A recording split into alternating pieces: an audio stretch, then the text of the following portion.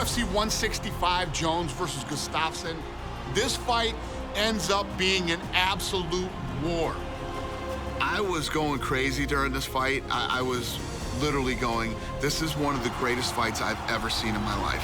Gustafsson matches up better than anyone who has ever fought John Jones before. This is a very competitive fight. And there's a nice elbow. Caught him.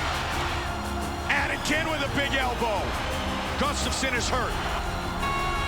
Incredible fight. Incredible fight. And still. At the end of the night, it ended up being the greatest UFC light heavyweight title fight of all time. George St-Pierre may be the greatest mixed martial arts fighter who ever lived. He was that good. He was in a class of his own. He represents the very best aspects of martial arts. He's a true champion inside and outside of the octagon. GSP's legacy is clean. He's one of the best martial artists of all time. George was ahead of everybody. One of the best ever.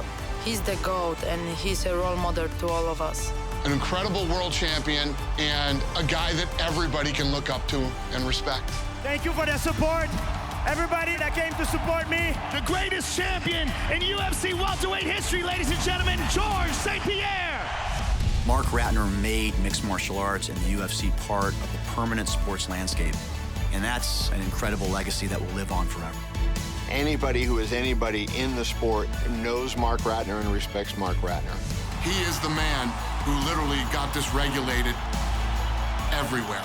He is a huge asset to this company, and now he's in the UFC Hall of Fame. Kevin Randleman was the 5th heavyweight champion in UFC history. He was a fearless guy who fought the best there was. He fought the who's who of legends. Oh, big combination on Randy Couture. He was an athlete, and he was down to fight. A true pioneer in this sport. He's a big part of the history of this company. He's a big part of the history of this sport.